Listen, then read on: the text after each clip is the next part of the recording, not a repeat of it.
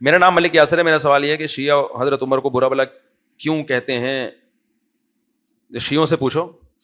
جتنا فائدہ سیدنا عمر بن خطاب نے اسلام کو پہنچایا ہے، اور حدیث میں، بخاری کی حدیث ہے، نبی نے فرمایا میں نے خواب دیکھا کہ ڈول کھینچ رہے ہیں، ابو بکر بھی، اس میں کمزوری تھی لیکن عمر نے آ کے اس ڈول کو مضبوطی سے کھینچا، اور آپ نے تعبیر کی اس کی کہ اسلام مضبوط کس کے زمانے میں ہوگا؟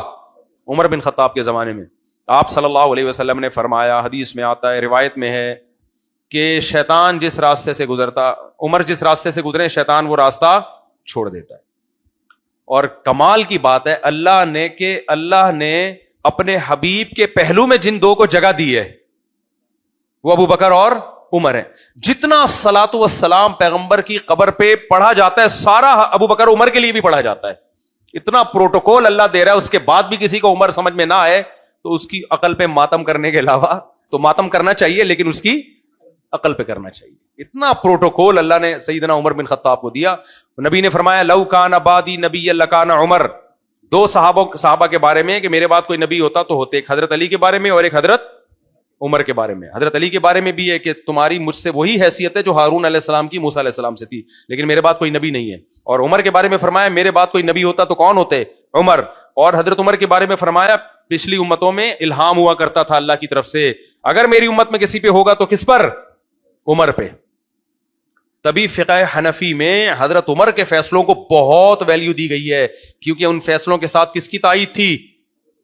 پیغمبر صلی اللہ علیہ وسلم کی. یہاں پھر میں وہی بات کہتا ہوں اہل حدیثوں سے کہ 3 طلاق کو 3 قرار دینا نبی کا فیصلہ ہے، تبھی حضرت عمر کا بھی فیصلہ ہے، تو کیوں نہیں مانتے اس کو؟ ابھی ایک اہل حدیث تھے، وہ اہل حدیث ان کو اپنا مانتے نہیں ہیں، مولانا اسحاق صاحب نہیں ہیں، ان کا بیان آیا ہے کہ جی وہ صحابہ 3 کو ایک اس لیے کہتے تھے حضرت عمر سے ڈرتے تھے. وہ معاذ اللہ حرام بیوی کو حلال کر رہے ہیں، کس کے ڈر؟ حلال بیوی کو حرام کر رہے ہیں کس کے ڈر سے؟ حضرت عمر کے ڈر سے. کتنا بڑا الزام لگا رہے ہو صحابہ پہ. تو چاروں اماموں نے اسی کو لیا 3 طلاقیں 3 ہوتی ہیں، کیونکہ وہ کہتے ہیں حضرت عمر پیغمبر کے خلاف فیصلہ نہیں کر سکتے. شیعہ کہتے ہیں 3 طلاقیں، کچھ کہتے ہیں 1 ہوتی ہیں، کوئی کہتے ہیں 1 بھی نہیں ہوتی. وہ کہتے ہیں یہ عمری قانون ہے. تو یہیں سے پتہ چل جاتا ہے اہل سنت کا اور روافض کا فرق. اہل سنت ٹوٹ کے عمر بن خطاب سے محبت کرتے ہیں، ٹوٹ کے. سب سے پہلے ابو بکر، اس کے بعد عمر. اور سیرت اگر پڑھو نا تو حضرت عمر سے محبت اور زیادہ ہو جاتی ہے، یعنی حضرت ابو بکر سے بھی زیادہ ہو جاتی ہے.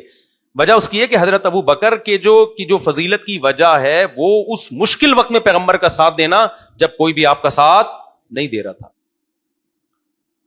لیکن اسلام کو جو طاقت ملی ہے نا وہ کس کے دور میں ملی ہے؟